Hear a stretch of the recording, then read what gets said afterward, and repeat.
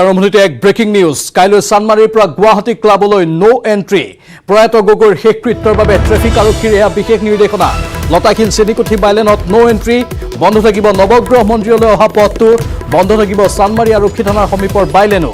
নৱগ্ৰহৰ পৰা গাড়ীসমূহ ওলাই আহিব পৰাৰো সুবিধা থাকিব টিসি পইণ্টৰ পৰা বি বৰুৱা কলেজৰ দিশে যাব পাৰিব বাহন নুনমাটিৰ পৰা অহা বাহনসমূহ জোৰত হৈ যাব পাৰিব সংবাদমেল যোগে এই কথা সদৰি কৰিছে যান-বাহন শাখাৰ আৰক্ষী আয়ুক্তই আমি পুনৰবাৰ জনাইছো এইখিনি মুহূৰ্তৰ ব্ৰেকিং নিউজ কাইলৈ চানমাৰীৰ পৰা গুৱাহাটী ক্লাবলৈ নো এন্ট্ৰি ঘোষণা কৰা হৈছে প্ৰয়াত গগৈৰ শেষকৃত্যৰ বাবে ট্ৰেফিক আৰক্ষীৰ এয়া বিশেষ নিৰ্দেশনা লতাখিল চেনিকুঠি বাইলেনতো নো এন্ট্ৰি ঘোষণা কৰা হৈছে লগতে বন্ধ থাকিব নৱগ্ৰহ মন্দিৰলৈ অহা পথটো বন্ধ থাকিব চানমাৰী আৰক্ষী থানাৰ সমীপৰ বাইলেনটো নৱগ্ৰহৰ পৰা গাড়ীসমূহ ওলাই আহিব পৰাৰ অৱশ্যে সুবিধা থাকিব টিসি পইণ্টৰ পৰা বি বৰুৱা কলেজৰ দিশে যাব পাৰিব বাহনসমূহ নুনমাটিৰ পৰা অহা বাহনসমূহ জোৰত হৈ যাব পাৰিব সংবাদমেল যোগে এই কথা সদৰি কৰিলে যান-বাহন শাখাৰ আৰক্ষী আয়ুক্তই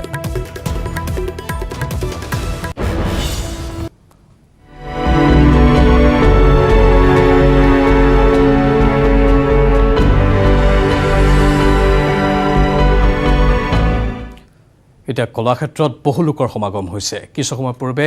তৰুণ গগৈৰ পত্নী দলি গগৈ আহি উপস্থিত হ'ল তাত আৰু শ্ৰদ্ধাঞ্জলি জ্ঞাপন কৰিলে নিজৰ স্বামীৰ নশ্বৰ দেহত লগতে আন বহু গুণমুগ্ধৰ ভিৰ বৰ্তমানো তাত চলি আছে আমি দেখিবলৈ পাই আছো পোনপটীয়া সম্প্ৰচাৰ আকৌ এবাৰ আপোনালোকৰ বাবে আগবঢ়াইছো আমাৰ সতীৰ্থ ৰাজু আছে লাইভত ৰাজু পোনপটীয়া সম্প্ৰচাৰত গৈছো আপোনাৰ কাষলৈ প্ৰাঞ্জল চাওক জনপ্ৰিয়তা যি আছিলে প্ৰাক্তন মুখ্যমন্ত্ৰী তৰুণ গগৈৰ সেই জনপ্ৰিয়তাৰ কাৰণে ইমান কোট এতিয়ালৈকে বোৱা দেখা গৈছে এতিয়াও যদি আমি চাওঁ তেনেহ'লে যথেষ্ট সংখ্যক গুণমুগ্ধ ইয়াত উপস্থিত আছে আৰু পুৱাৰ ভাগত আজি দিনৰ ভাগত আজি মেঘালয়ৰ প্ৰাক্তন মুখ্যমন্ত্ৰী মুকুল চাংমা ইয়াত উপস্থিত হৈছিল তেওঁ শ্ৰদ্ধাঞ্জলি জ্ঞাপন কৰিছিল মুকুল চাংমাৰ পিছত কিছু সময়ৰ আগতে ইয়াত বৰ্তমানৰ মুখ্যমন্ত্ৰী কনৰাড চাংমা আহিছিল আৰু কনৰাড চাংমায়ো ইয়াত শ্ৰদ্ধাঞ্জলি জ্ঞাপন কৰি ঠিক একেদৰে সেই কথাটোৱে কৈছে যে প্ৰাক্তন মুখ্যমন্ত্ৰী তৰুণ গগৈৰ যি বলিষ্ঠ পদক্ষেপ আছিল বা তেওঁ যে এগৰাকী মাৰ্গদৰ্শক সেই কথা ইতিমধ্যে কনৰাড চাংমায়ো তেওঁৰ যি মন্তব্য আছিলে সেই মন্তব্য তেওঁ প্ৰকাশ কৰিছে আৰু কিছু সময়ৰ আগতে পত্নী দলি গগৈক আমি ইয়াত প্ৰত্যক্ষ কৰিছোঁ আৰু দলি গগৈ এতিয়াও বহি আছে পুত্ৰ গৌৰৱ গগৈৰ সৈতে একেলগে দলি গগৈয়েও কিছু সময়ৰ আগতে শ্ৰদ্ধাঞ্জলি জ্ঞাপন কৰি গৈছে তৰুণ গগৈৰ জীয়ৰী বৰ্তমান ইয়াত উপস্থিত আছে ইয়াত যি নশ্বৰ দেহ আছে নশ্বৰ দেহৰ কাষতে বৰ্তমান তেওঁ বহি আছে জীয়ৰী আৰু তাৰ কাষতে যদি আমি চাওঁ তেনেহ'লে প্ৰাক্তন মুখ্যমন্ত্ৰী তৰুণ গগৈৰ বহু স্মৃতি বিজড়িত কথা এখন ৱালত দি তেনেধৰণেই বৰ্তমান ডিজিটেলি লগাই থোৱা আছে তাতে যিসকল লোক আহিব তেওঁলোকেও যাতে স্মৃতিৰ মন্থন কৰিব পাৰে বিভিন্ন সময়ৰ যিসকল তেওঁ সতীৰ্থ আছিলে সেই সতীৰ্থসকলেও যাতে সোঁৱৰণ কৰিব পাৰে ঠিক একেদৰে আমি দীপ গগৈৰ সৈতে ভাতৃ দীপ গগৈৰ সৈতেও কথা পাতিছিলোঁ দীপ গগৈয়েও বিভিন্ন তেওঁ তৰুণ গগৈক কেনেধৰণে লগ পাইছিল তৰুণ গগৈৰ যি বলিষ্ঠ নেতৃত্ব সেই সম্পৰ্কে কৈছে তেওঁ ককায়েক হিচাপে কেনেকুৱা আছিলে শৈশৱত কেনেধৰণে ফুটবল খেলিছিল সেই সকলো কথা সদৰি কৰিছে দীপ গগৈয়ে গতিকে ইয়াত যিটো পৰিৱেশ আজিৰ দিনটোত আমি দেখিছোঁ কালিৰ দিনটোতো তেনেধৰণৰ পৰিৱেশে ইয়াত বিৰাজ কৰিছিল কালি যেতিয়া GMCHৰ পৰা তেওঁৰ নশ্বৰ দেহ নিজ বাসগৃহলৈ লৈ অহা হৈছিল সেই সময়তো অজস্ৰ গুণমুগ্ধ ভিৰ কৰা দেখা গৈছিল আৰু তেওঁ যদি চোৱা যায় তৰুণ গগৈ সেইকাৰণে তৰুণ গগৈয়ে জনপ্ৰিয়তা ইমানেই অৰ্জিছে তেওঁৰ যি ৰাজনীতি 50 বছৰীয়া 5টা দশক জুৰি তেওঁ ৰাজনীতিৰ সৈতে জড়িত আৰু এই সময়ছোৱাত ঈৰ্ষণীয়ভাৱে জনপ্ৰিয়তা অৰ্জন কৰা ব্যক্তিজনে হৈছে তৰুণ গগৈ আৰু এইখিনিতে মই দুটা আগতেও আমি আওৰাইছিলোঁ এতিয়াও পুনৰবাৰ আওৰাব বিচাৰিম যে সুগন্ধি পখিলাৰ কবি হীৰেণ ভট্টাচাৰ্যই যি কথা কৈছিল মৃত্যুটো এটা শিল্প হয় ৰাজু মৃত্যু এটা শিল্প কঠিন শিলত কটা এক নিৰ্লোভ ভাস্কৰ্য আৰু যেন তৰুণ গগৈৰ মৃত্যুৱেও যেন সেইখিনি কথাকেই কৈ গৈছে আমি লক্ষ্য কৰিছোঁ যে যিসকল গুণমুগ্ধ প্ৰতিগৰাকী গুণমুগ্ধই প্ৰশংসাত পঞ্চমুখ হৈছে তৰুণ গগৈৰ সেই অতীত স্মৃতিসমূহ ৰোমন্থন কৰিছে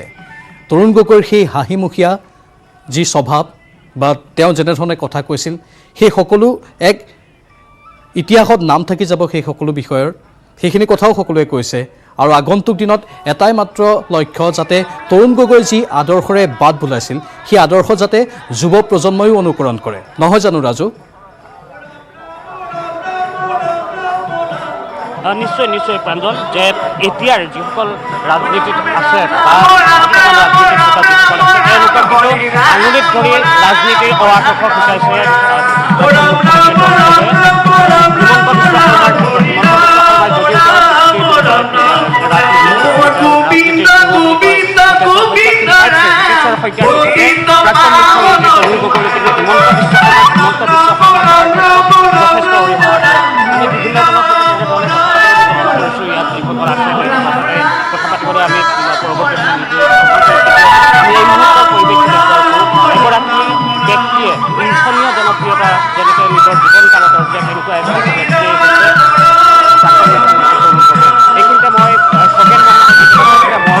মৃত্যু আনিব নোৱাৰে, মৃত্যু সঁচাকৈ মৰণে মৃত্যু আনিব নোৱাৰে এনেকুৱা ব্যক্তি, যিগৰাকী ব্যক্তি এতিয়া নশ্বৰ দেহ যাৰ এতিয়া এনেধৰণে ৰখা হৈছে, যিগৰাকী ব্যক্তিক সকলোৱে বুকুত লৈ যাব সেইগৰাকী ব্যক্তিয়ে হৈছে তৰুণ গগৈ। গতিকে আমি ইয়াৰ আগত যদি চাওঁ, সুধাকণ্ঠ ডক্টৰ ভূপেন হাজৰিকাই তেনেকুৱা ধৰণৰ ঈৰ্ষণীয় জনপ্ৰিয়তা তেওঁ অৰ্জন কৰিছিল, সকলোৰে বুকুত এতিয়াও ভূপেন হাজৰিকা আছে। কিন্তু এগৰাকী ৰাজনীতিক হিচাপে ৰাজনীতিকে যে এনেকুৱা জনপ্ৰিয়তা লাভ কৰিব পাৰে সেয়া কিন্তু আগতে দেখা পোৱা নগৈছিল। কিন্তু এতিয়া সেই কথা দেখা গৈছে যে অসমৰ ৰাজনীতিত প্ৰাক্তন মুখ্যমন্ত্ৰী তৰুণ গগৈৰ কেনেধৰণৰ অৰিহণা আছে, যি অৰিহণাৰ বাবে তেওঁ বিভিন্নজনৰ মাজত এতিয়াও কিন্তু বুকুত সোমাই আছে। শদিয়াৰ পৰা ধুবুৰীলৈকে সকলো ইয়ালৈ আহিছে, সকলোৱে ইয়াত তেওঁলোকে শ্ৰদ্ধা নিবেদিছে। আৰু আজিৰ দিনটোতে মই ইতিমধ্যে কৈছোঁ যে মেঘালয়ৰ প্ৰাক্তন মুখ্যমন্ত্ৰী মুকুল চাংমা আহিছিলে, ঠিক একেদৰে কিছু সময়ৰ পূৰ্বে বৰ্তমানৰ মুখ্যমন্ত্ৰী কনৰাড চাংমাও আহিছে, তেওঁ শ্ৰদ্ধা নিবেদিছে। তেওঁ সেই একেখিনি সকলোৰে একেই কথা। ৰাহুল গান্ধীয়ে যিদৰে কৈছে যে তেওঁৰ গুৰু আছিল, তেওঁৰ শিক্ষক আছিল, ঠিক একেদৰে কনৰাড চাংমায়ো তেনেকুৱা ধৰণৰ মন্তব্য প্ৰদান কৰিছে যে আদৰ্শ যিটো প্ৰাক্তন মুখ্যমন্ত্ৰী তৰুণ গগৈৰ যি আদৰ্শ, সেই আদৰ্শই সকলোকে ৰাজনীতিৰ যিটো বাট আছে, নিষ্ঠাৰে যি ৰাজনীতি কৰিব পাৰি, সেই তেনেধৰণৰ ৰাজনীতি কৰিবৰ বাবে প্ৰাক্তন মুখ্যমন্ত্ৰী তৰুণ গগৈ সকলোৰে বাবে এক চলন্ত এক অভিধান হৈ থাকি যাব। আৰু এয়াই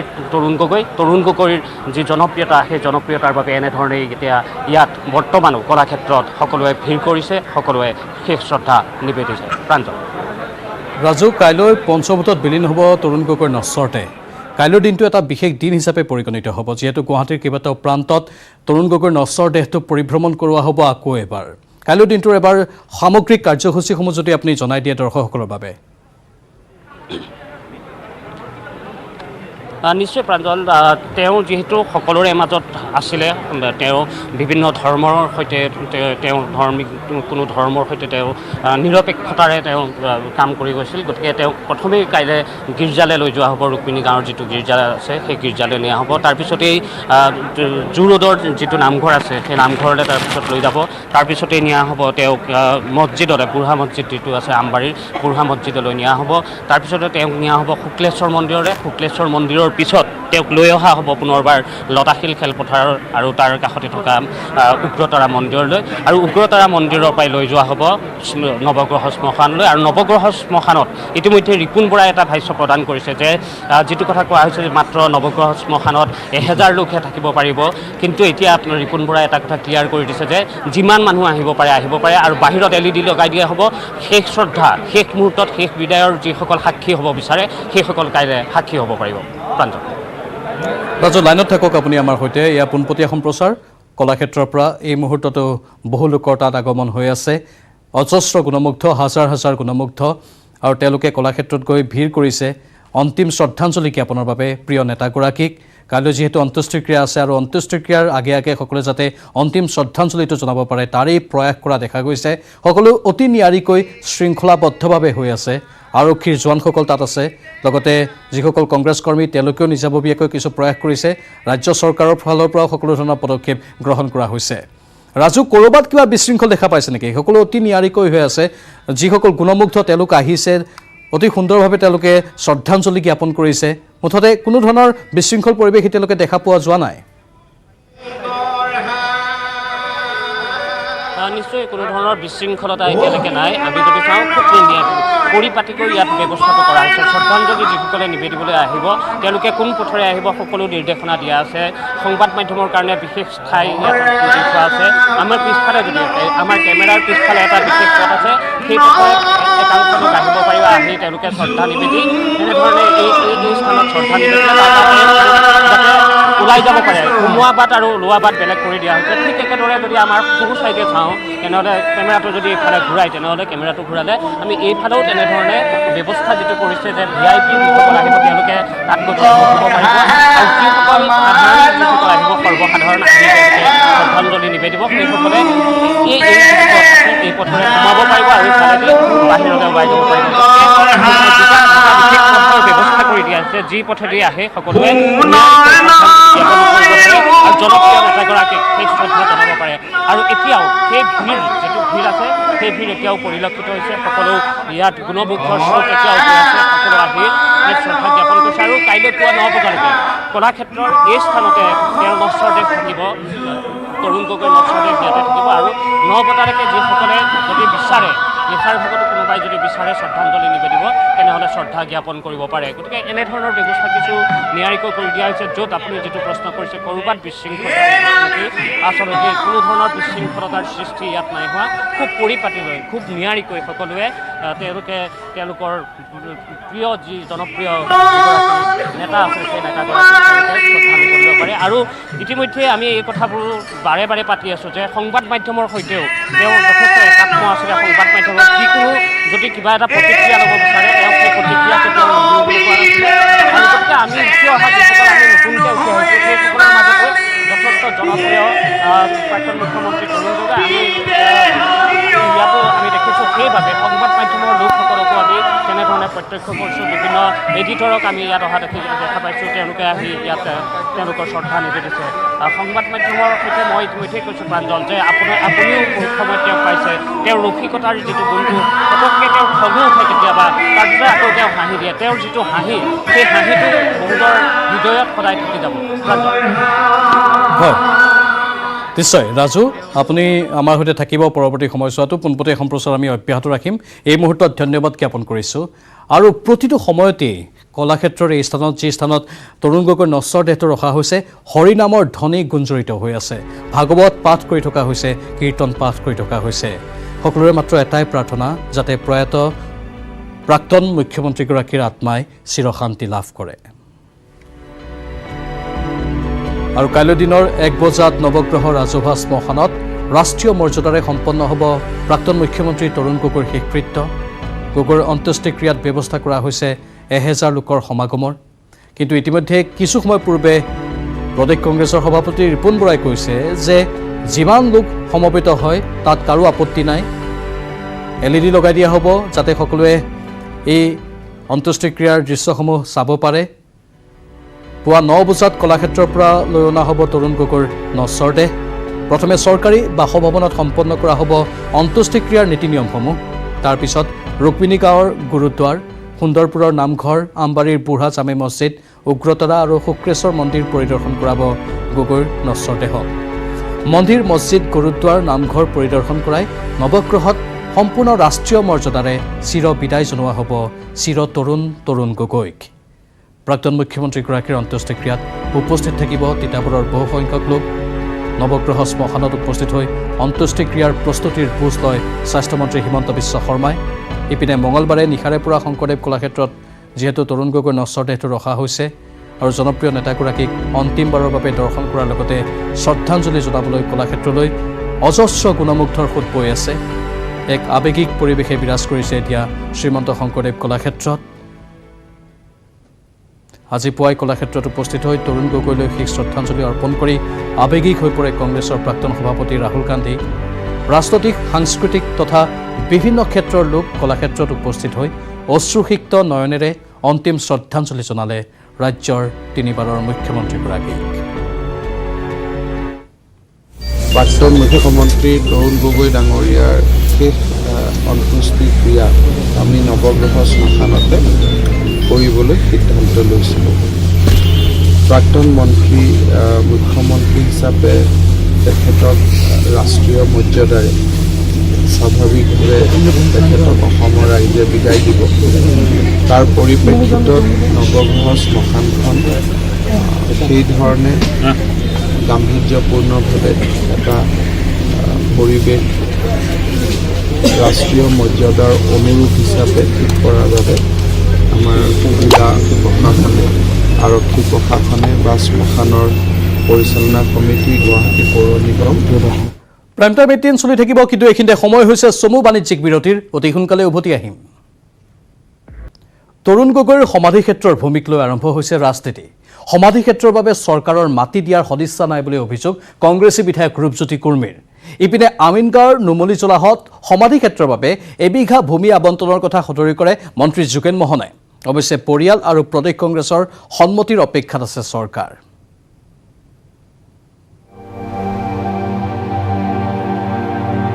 তৰুণ গগৈৰ অন্তিম যাত্ৰাত গুণমুগ্ধই জনাইছে শ্ৰদ্ধাঞ্জলি তাৰ মাজতে এটা গুৰুত্বপূৰ্ণ প্ৰসংগ হিচাপে থিয় দিছে অন্ত্যেষ্টিক্ৰিয়াৰ স্থান বিধায়ক ৰূপজ্যোতি কুৰ্মীয়ে কৈছে চৰকাৰৰ সদিচ্ছাৰ অভাৱৰ বাবে গুৱাহাটী চহৰৰ মাজমজিয়াত মাটি দিব পৰা নাই খগেন মহন্ত ডক্টৰ ভূপেন হাজৰিকাৰ শেষকৃত্য সম্পন্ন কৰাৰ বাবে দিব পাৰিছিল কিন্তু তৰুণ গগৈৰ ক্ষেত্ৰত দিব পৰা নাই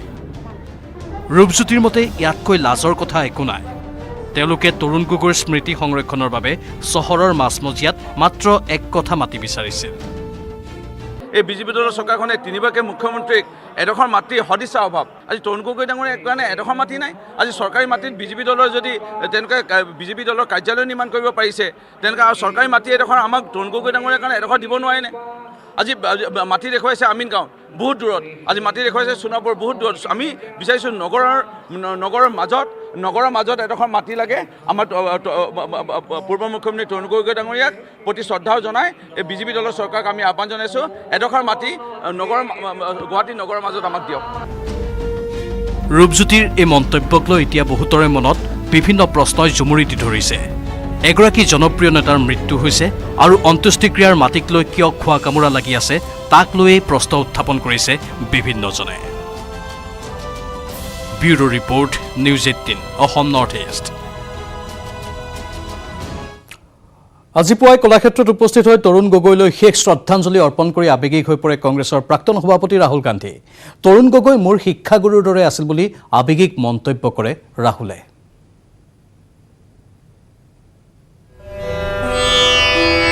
প্ৰাক্তন মুখ্যমন্ত্ৰী তৰুণ গগৈ মোৰ বাবে পিতৃতুল্য ব্যক্তি আছিল এই কথা ব্যক্ত কৰে সংবাদ মাধ্যমৰ ওচৰত কংগ্ৰেছ নেতা ৰাহুল গান্ধীয়ে আজি পুৱা 9:45 বৰঝাৰ বিমানবন্দৰত বিশেষ বিমানযোগে উপস্থিত হোৱাৰ পাছতে পুনে পুনে কলাক্ষেত্ৰলৈ বুলি ৰাওনা হয় ৰাহুল গান্ধী কলাক্ষেত্ৰত প্ৰাক্তন মুখ্যমন্ত্ৰী তৰুণ গগৈৰ নশ্বৰ দেহত শেষ শ্ৰদ্ধাঞ্জলি জ্ঞাপন কৰি সংবাদ মাধ্যমক উদ্দেশ্যি এই কথা ব্যক্ত কৰিলে ৰাহুল গান্ধীয়ে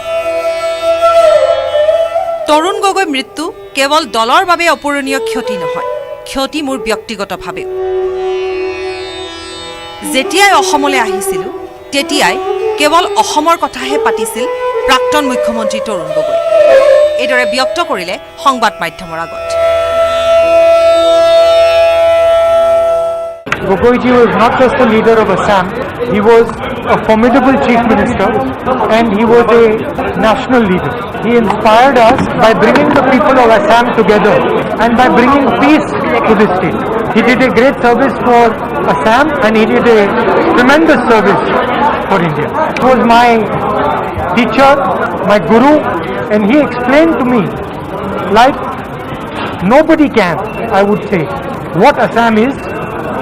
what the people of Assam are, the complexities of this state, the beauty of this state. Gaurav is his son, but he treated me in a similar way. So I have also, there is a personal loss for me. वो 1 minute अपनी बात नहीं करते थे वो हर पल असम की बात करते थे असम के लोगों की बात करते थे अलग अलग असम के बारे में उनकी व्यूज थी तो एक प्रकार से मुझे लगता था कि अगर आप गोगोई जी से बात कर रहे हो तो आप एक व्यक्ति से नहीं बात कर रहे हो आप असम से बात कर रहे हो কলাক্ষেত্ৰত শেষ শ্ৰদ্ধাঞ্জলি জ্ঞাপন কৰি প্ৰাক্তন মুখ্যমন্ত্ৰী তৰুণ গগৈৰ চৰকাৰী বাসভৱনত সাক্ষাৎ কৰে প্ৰাক্তন মুখ্যমন্ত্ৰীগৰাকীৰ পৰিয়ালবৰ্গক তাৰ পাছতে পুনে পুনে বৰঝাৰ বিমানবন্দৰলৈ বুলি ৰাওনা হয় কংগ্ৰেছ নেতা ৰাহুল গান্ধী আৰু আজিয়ে দিল্লীলৈ উৰা মাৰে কংগ্ৰেছ নেতাগৰাকীয়ে news desk report news 18 Assam north east আৰু প্ৰাইম টাইম মিটিঙত পুনৰ সময় হৈছে বাণিজ্যিক বিৰতিৰ